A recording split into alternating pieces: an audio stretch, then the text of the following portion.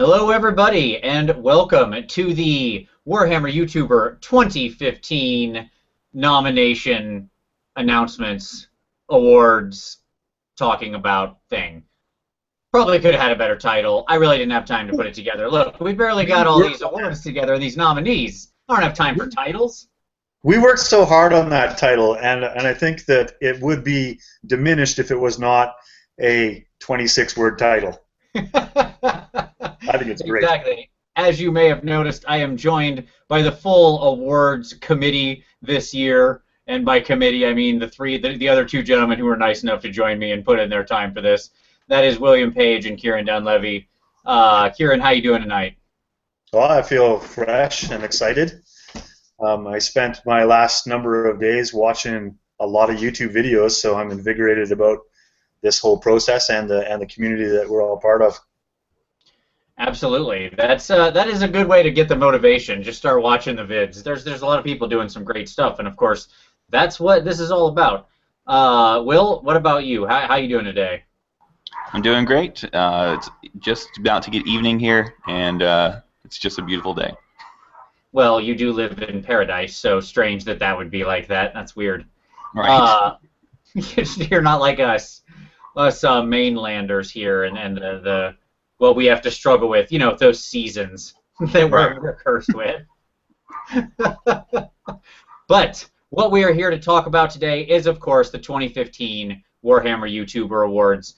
And specifically today, we're going to talk about the nominees. That's how we're going to go through the show to begin with, and then we'll talk about kind of the voting and timelines and all that stuff at the end and go through all that. But first up, we want to talk about our categories and the nominees for each category, which is a slight change from last year.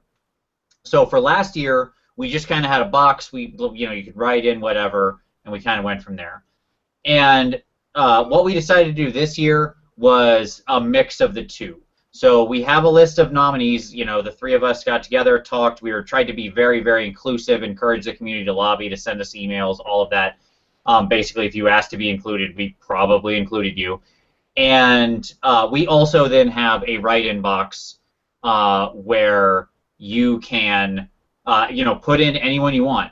And that's because we want to leave it open. You know, if you've got particular content that you really enjoy, put their name in there, write them in, recognize them, make a video, make a post on this video about them, encourage others to vote. I have no problem with the community lobbying to recognize greatness. I think that's what it's all about. So, that being said, let's get immediately to announcing the formal nominees. Like I said, everything will also have a write-in. But we're going to start out with a category that carried over from last year, and that was Best Competitive Battle Reporter.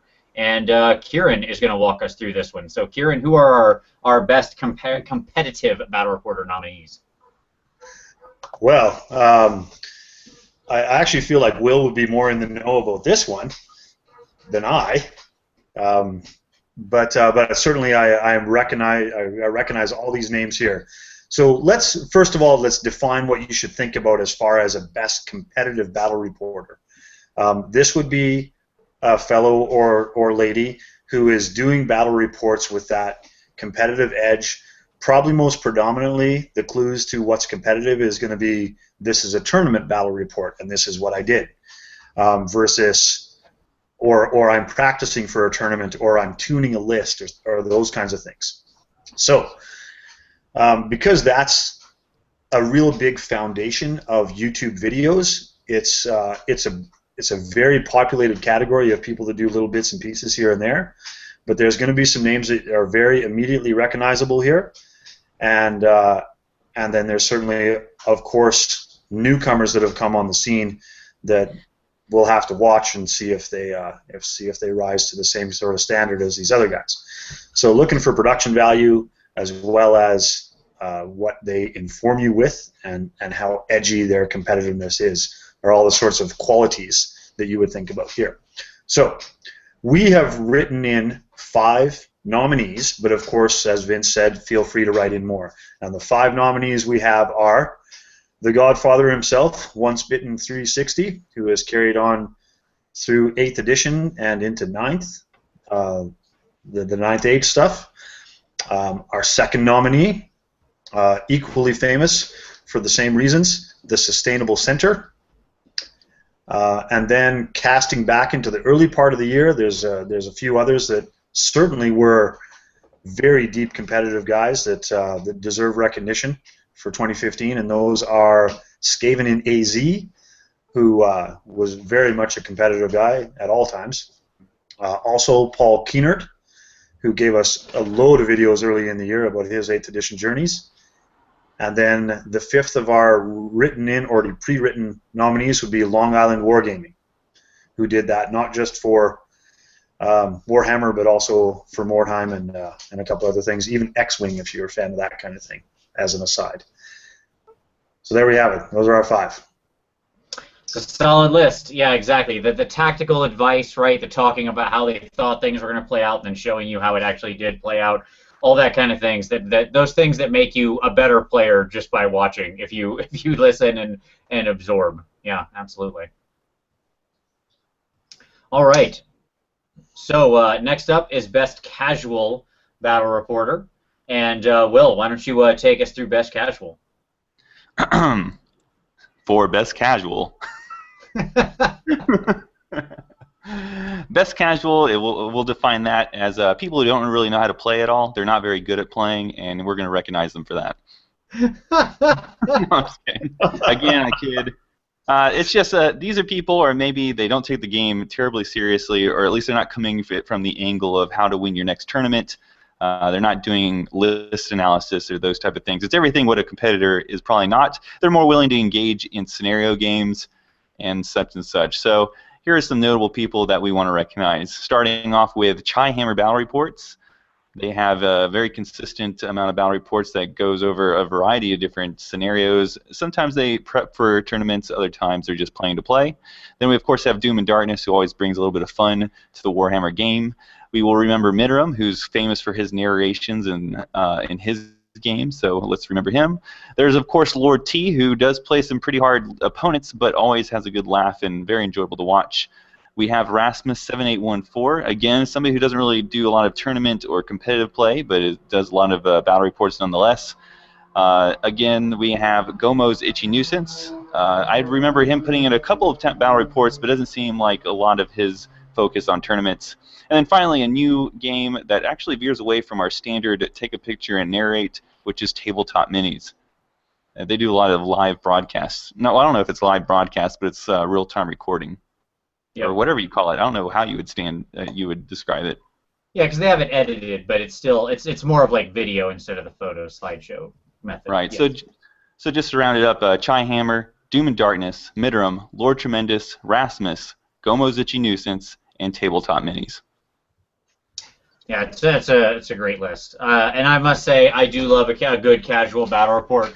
Especially when it's got a really funny sort of narrative or story attached to it, and it just feels like the person's having a really good time, right? And they sort of communicate that through the report. I think that it's hugely important because it makes people want to play the game to get more engaged in the hobby. So there we go. All right. So next up, we've got Best Age of Sigmar content, AOS content. So Kieran, you wanna take us through the nominees on that one? Yeah, certainly. So, of course, this is realistically only about a half year's worth of content, but because AOS has become a predominant thing within the community moving on from Warhammer, it really deserves recognition. So I know that Vince wanted this in here, but I was pretty insistent that AOS get its own recognition, even though it was for only half the year. So when we're talking about AOS content, we're not necessarily talking about battle report videos, but it could be more broadly speaking of who talks about AOS. Do they give you tactical things? Do they do analysis? Is it games as well? All of those things are relevant in this category.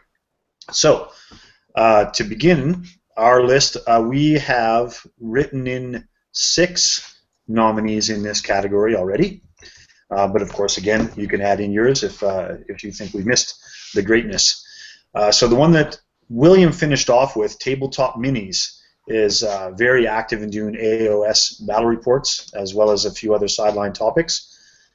Our second nominee, Andy2D6, who has teamed up with Remington Steele to do a weekly show on Tuesdays. MC1 Gamer, who has made great efforts out of the gates to do his unlocking videos and to really embrace AOS right back in July when it was first released. On the Down Under side of the world, Doom and Darkness. Michael has done. He's kept his fingers in all pots, but he certainly puts a good focus of his content week to week on AOS. I would also give a nod to the Hooves of Doom, who, with his Slanesh forces predominantly, is giving us lots of AOS, not just from the gaming perspective, but also from the analytical perspective. And then last on our list there of subscribed ones is Warhammer88, who also is making sure that we have some good discussion around AOS as well. So those are our 6: Tabletop Minis, Andy 2D6, MC1 Gamer, Doom and Darkness, Hooves of Doom, and Warhammer 88. There you go. Awesome. Good stuff. Yeah, great list there for sure. And it's good to see a lot of people embracing and sharing their passion for Age of Sigmar. I know I'm happy about it. I know I love the game. But of course, there's a second big game that's going around right now. It seems to have. It's like it is the. I think of this game as sort of the lightning bolt in Frankenstein's story, right? We had these bodies, these channels. They seemed dead, and then all of a sudden, like a bolt from the heavens, whammo, comes the Ninth Age, resurrecting them, and those channels, they're alive! And so, of course, now we turn to our best Ninth Age content. So, Will, why don't you take us through our nominees for that one? All right, so you refer to the Ninth Age as a lightning bolt, bringing back the Frankenstein monster. I'm going to say it's more of the people's game, whereas the AOS kind of lends itself to the bourgeoisie of the Warhammer community. The Ninth Age is definitely for that the working class man. And of course, we got some pretty big names for Ninth Age. We have Once Bitten 360. We have the Sustainable Center. These are the old guard leading the way. We then have Chaihammer again, really embracing Ninth Age after doing a great job on 8th. Doom and Darkness, kind of trying to hold everything together by doing both AOS and at Ninth Age. And then we have Dieter and Tuna Sandwichify, which are both names that I recognize and I've seen a couple times, but I unfortunately can't give a good description for them. So overall, our nominees are Once Bitten 360, the Sustainable Center, Chaihammer, Doom and Darkness, Dieter, and Tuna Sandwichify. And maybe, Vince, you might want to touch on those last two to give them a better description than I did. Sure. So Dieter does a lot of statistical analysis and it's sort of very interesting math stuff. If you don't have a head for numbers, but you want to understand like the impacts mathematically of rules changes, he does some great videos where he walks you through, like, so for example, the way cannons were changed in Ninth Age. He walks you through like their hit chance, their average wound payout, you know, sort of expected damage outputs, that kind of thing. It's all really fascinating if you're a number cruncher and you like that sort of thing. Dieter does some great stuff with that. And so the other one, Tuna Sandwichify, of course, Tuna was big. He did a lot of 8th edition stuff, put together a great Undead Legions army back at the beginning of the year. With the changeover, he was a guest on War Games. He had a really active channel. He was active in the community, but he kind of fell out for a little while, and then Ninth Age came in. Boom, he was right back in it. He's already put out 3 Ninth Age battle reports in the past, I think, 2 weeks. So he's definitely shown that he's stepping up here and you know, ready to jump back in feet first. So there you go. I'm definitely familiar with Tuna's model submissions for PMP, and now that you mentioned, I do remember Dieter's math things. It's unfortunately I'm not big into math, so.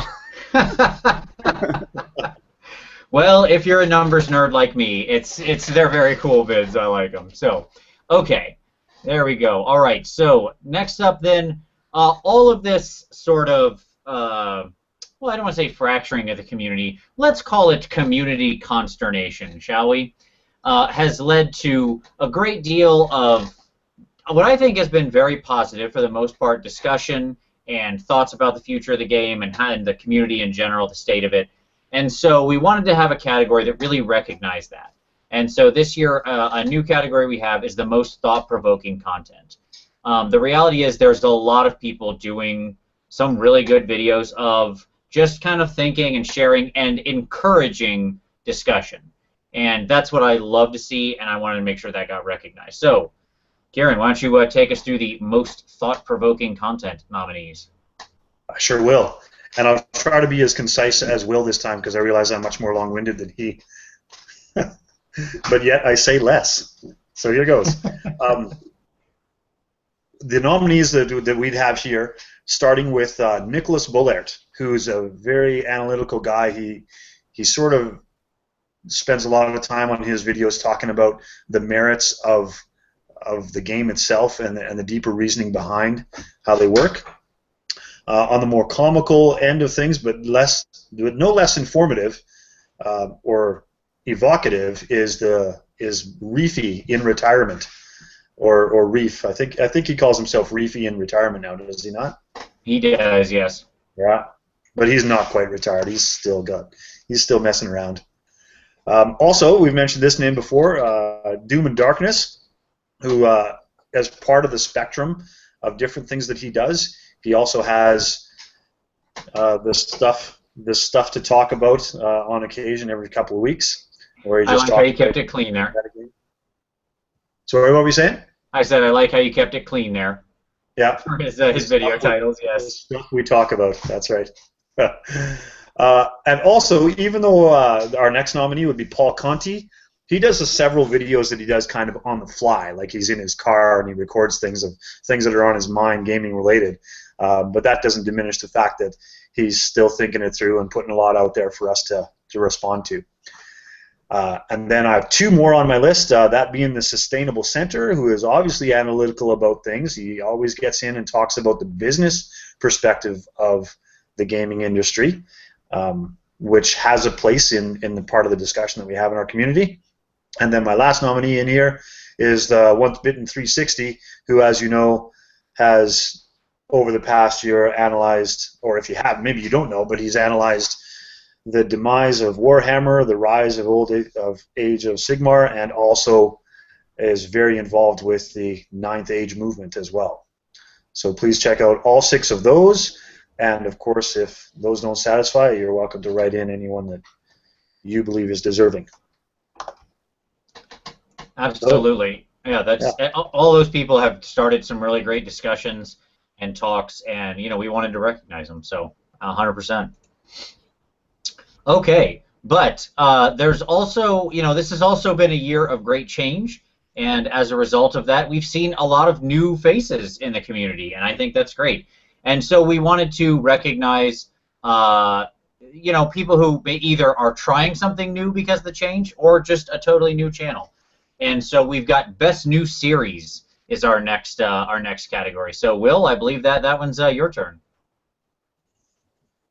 You're muted, Will. Will's going to go. So I think this series, this category really stems from the first series that I remember, which was the original Warhammer Weekly with the Long Island Wargaming, and I guess this is just to follow in their footsteps. And we start off with Merrick Wolf with Monday Mordheim. I love alliteration. Then we have Andy 2D6 with the Andy and Rem Show, a very laid-back show. They usually have guests also there. Victor Case with the Unit of Death, where he's going in and looking at different units. I think so far I've seen a lot of his 40K units in this series. We then have Tabletop Minis, AOS BatRep series. They're really bringing the professionalism into our community.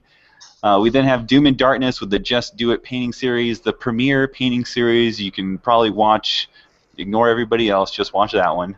Then we have MC1 Gamer, who did the Unlocking Age of Sigmar. He was truly the first one to lead the way for Age of Sigmar, and I think it's a good thing to have him up on here.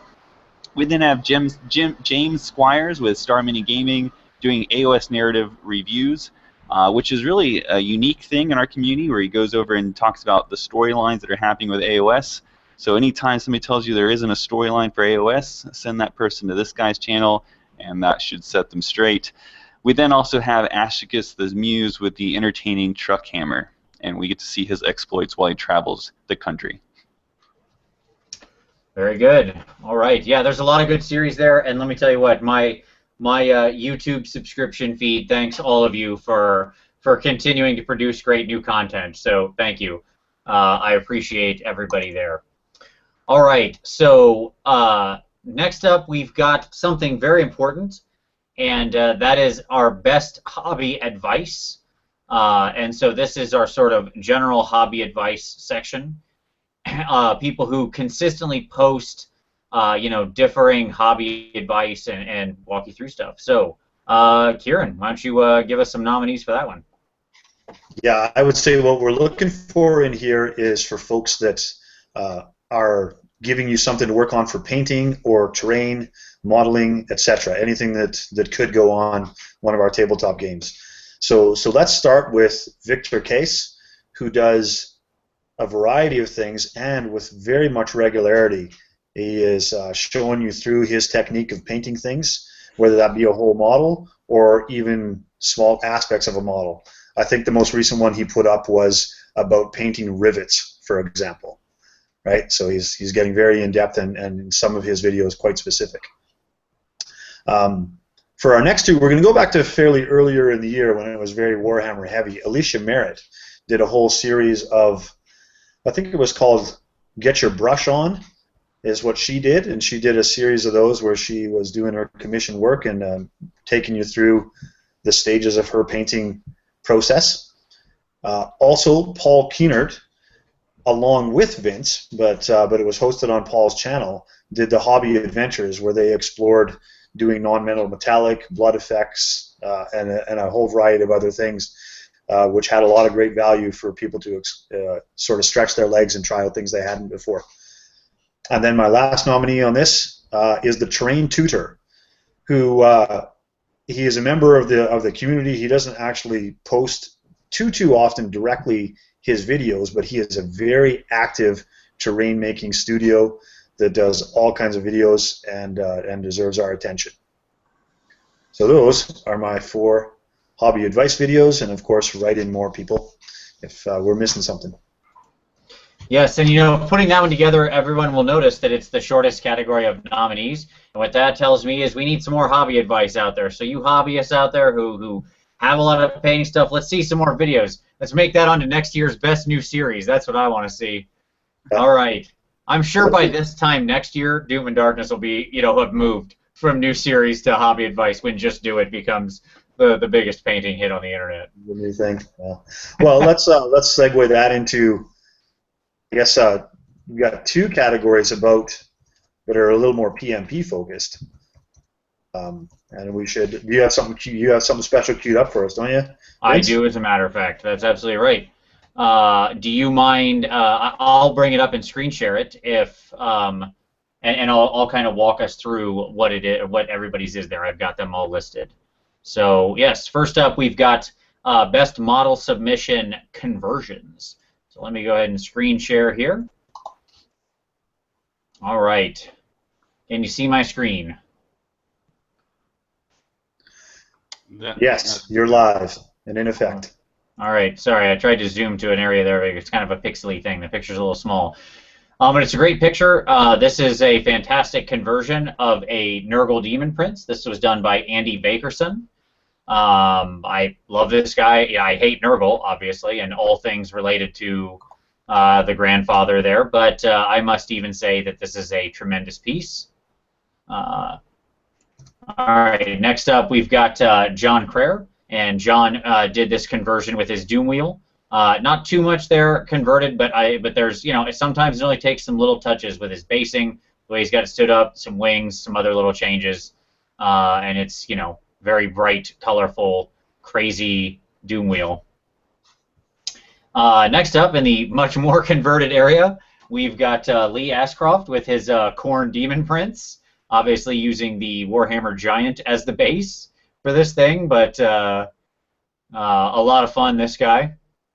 I like a demon with a nice round pot belly. He's been gorging. Yes, indeed. Oh, actually, I think... Oh, I'm sorry. I think that's the wrong picture there. I'm sorry. That's the wrong one for this. Don't worry about that. And the final one, Lee doesn't have that one because he has this one. Sorry, Lee. I picked your wrong one. I saved 2 photos accidentally. This is Lee's actual submission that you'll see on the survey, and that is his converted Nagash. And yeah, I mean, do I need to explain any more? Nagash does not come sitting in a massive ghost-infested throne, if you know his normal look. So yeah, pretty good work there, Lee. Okay. Next up is Merrick with his converted warband, Lizardman warband for Mordheim AOS, and he models them all after Batman villains. So we've got like not Killer Frost. I'm sorry, Mr. Freeze and Killer Croc. There we go. There is a Killer Frost in the DC universe, but she's not a Batman villain. And just I love these guys, and he does a lot of work with green stuff. He makes a lot of models from scratch, so huge props there. Next up, we've got Mickey Genver and the Nurgle Chaos Lord, which this thing is converted from, you know, a Thundertusk Stonehorn kit, and then the Nurgle Chaos Lord up top, and the banners and everything else. Obviously, this is I believe, a display piece that was submitted for a contest, and it's, you know, it's pretty gorgeous. So yeah, there we go. Next up, we've got Mr. Lee Mechshop, who did a really nice conversion here for his Bone Giant with a Attack on Titan giant. I love this thing. There's a weird conversion. Pretty fantastic. Next up, we've got Rasmus7814 with his Brett Lord on a dragon. Notice he's given him both two heads, and obviously we've got a nice little Bretonnian Lord on there instead of a dirty high elf. So I like that. I like a Brett Lord on not just a regular dragon, but a two-headed dragon.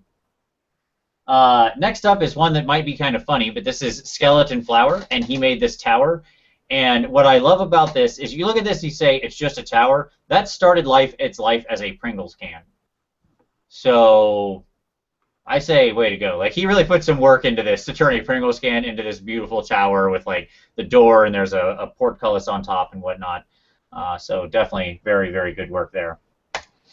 Next up, we've got my co-host from Warhammer Weekly with Tom Lyons with his massive converted Arachnarok with the extra tent on top and all the extra goblins and everything. This is his command spider. Obviously a very busy model with a lot going on what is already a huge model. This thing is just brimming with gross spider goblins.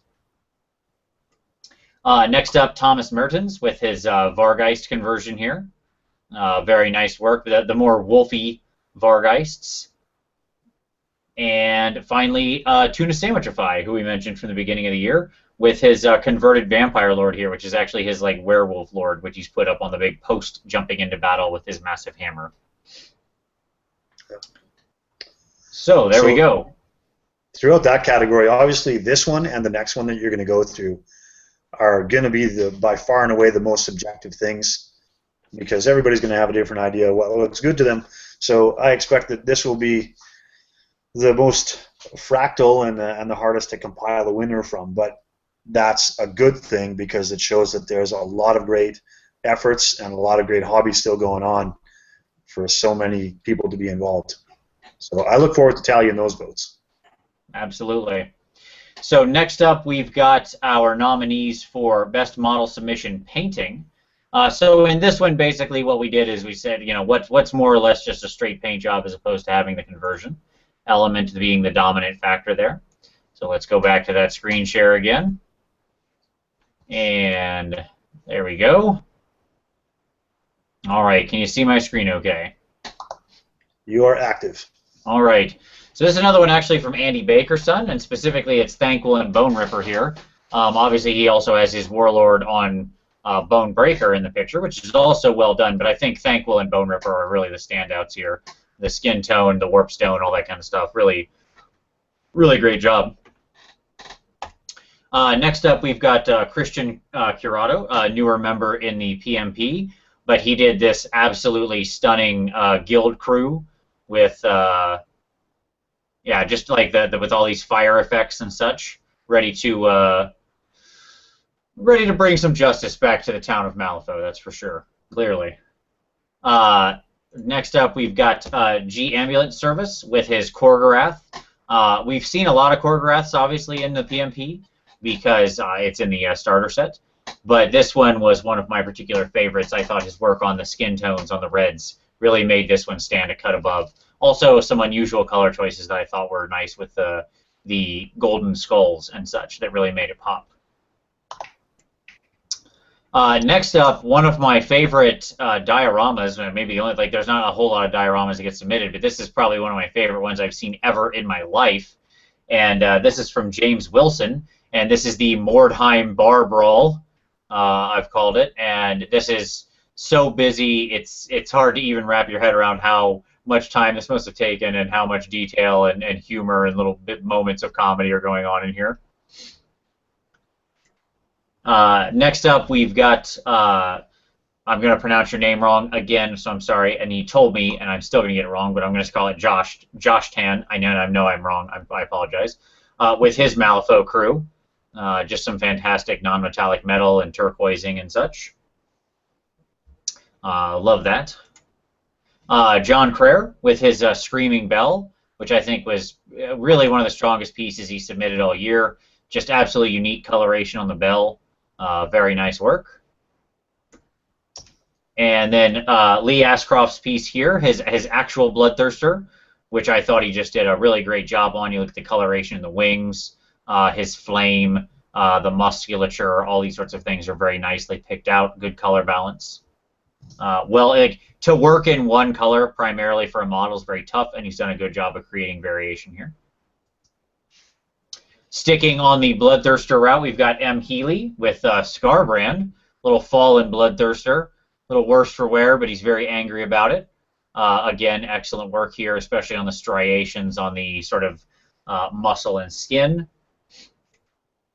Next up, Max Fitzgerald with his big ogre group here. Great base work with his pumpkins and skin tones and rusty weapons.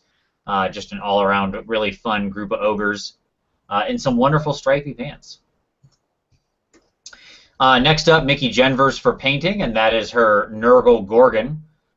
You've got to love this guy. I mean, I don't, because it's Nurgle, but beyond my natural bias, I must admire the intense amount of skill in the colors used here and how well everything balances. Just fantastic.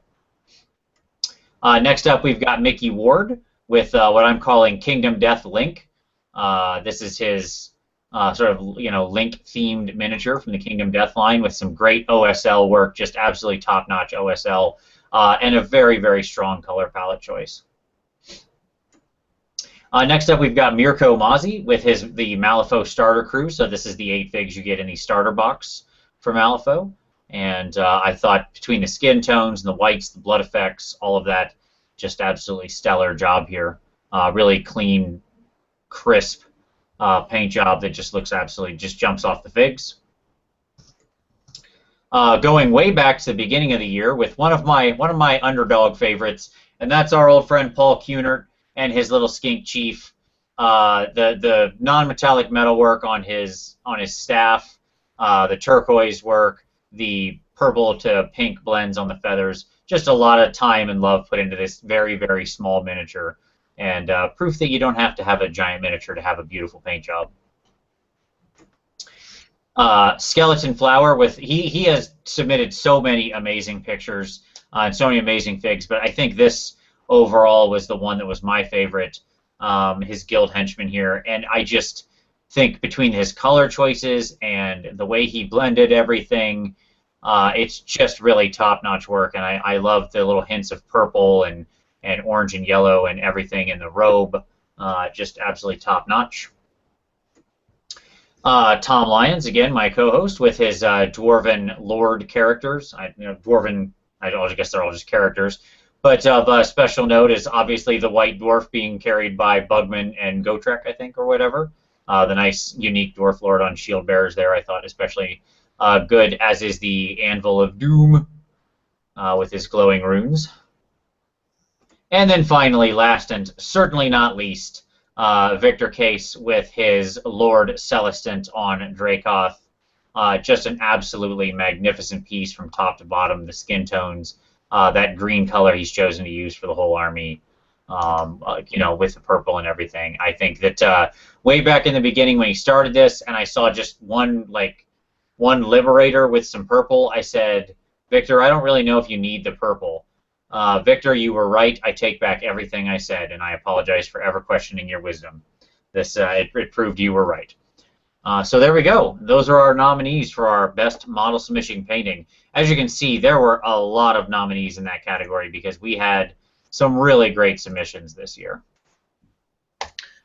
Yeah, Vince and I lament about the fact that the PMP monthly reviews that we do are creeping into the 4-hour neighborhood these days. And although that seems like a long time, it is a great testament to the efforts that people are putting in on the number of submissions that you all as voters are going to have to try to sift through to find your favorites in there. So your job is as hard as ours when it comes to picking the winners of these ones. And for those, by the way, I won't expect everybody to watch the video all the way through to this point. In the post that we create on the Warhammer YouTubers tonight, after this video goes up, it will contain this video, the link to this video. It will also contain all of the photos that I've talked about with the proper painter credited in there. So you'll be able to review the photos as you're looking through the survey. Yeah. All right, so for our final category... Oh, go ahead. Actually, before you move off that one, Vince, I was going to suggest that if people are going to write in votes for both the painting and the conversion categories, which certainly many people likely will, can you please give us a reference of where you found that? In other words, a link would be awesome. Stream, if it came in the PMP stream, if you can find the date that it was posted, that will help us find it and know exactly which one you're talking about. Yep, and that just helps with the write-in, so that way when I'm aggregating votes at the end of all this, I know that we're all talking about the same thing, and I don't think we're all talking about the same thing, and actually you're talking about two separate pieces. Okay, and if you can give me just a link, hey, that's even better. Yeah, that was real smart of you, Kieran. That was a good call. That is a very good call, and I am remiss for not saying it. All right, so our final category that people will be voting on is most consistent content. So, Will, why don't you take us home here with the most consistent nominees? Okay, with most consistent content, we're going to start off with Andy2D6. I think ever since AOS has started off, he's been pretty active in the community, and at the very least has been releasing, like Kieran mentioned, a weekly show every Tuesday. We then have Doom and Darkness, who is all over the board when it comes to content. He's just giving us everything we could want and some things we don't. I'm just kidding, Doom. I like them all. And then we have Victor Case, who's also, just like Doom, he focuses a lot on the hobby aspect, but he's also giving us some battle reports. Then we go back to earlier this year when 8th edition was still a thing, and we have the Sustainable Center giving us his consistent content that he's always been known for. We then also have Chai Hammer, who stuck it through not only 8th, but the transition and now going into 9th. And then finally we have the Terrain Tutor, who's always giving us little tidbits on how to make great terrain. If I have that right, Kieran. You do have that right. You guys punching out at least a video a week. So we got Andy2D6, Doom and Darkness, Victor Case, the Sustainable Center, Chai Hammer, and the Terrain Tutor. All right. So the last category, which nobody will vote on directly, but the last category is Best Overall. And as with last year, Best Overall will be decided by the channel that gets the most votes total across all categories, including both selected nominees and write-ins. So that's gonna, and then that's where we'll go with Best Overall, and that will be just aggregated when we're all done. All right. So Kieran, do you want to talk about the nominees produce winners, and what will they win? Well, this is a competition after all, and usually at the end of competitions, people like winning things. And although with our community of people that do this selflessly and pour in hours and hours of effort throughout the year, they would probably just take the nod and a little wave to say, you're good at what you do. But we're going to do a little bit more, and we're going to make this a little bit more solid. I'm going to create some award certificates that are going to look the highest quality, like the kind of thing that you got out of your university degree. Or if you didn't get a university degree, well then, it's a nice certificate, and you'll have your first one.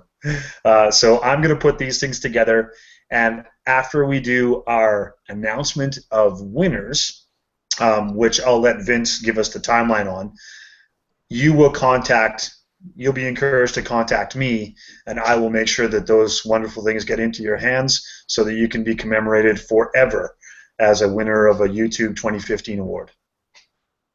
Absolutely. You can post that up on your wall behind yourself, put it in every video you record from now on, so everybody knows. Just like it's like I really put it, if you happen to have a diploma from Harvard, take that off the wall. That's old news. Nobody cares about that anymore. Garbage. Just bin that thing and get that YouTuber award up there, because that's what really helps you go places in life right there. Wait, a certificate? I thought you guys were going to give everybody $100 each.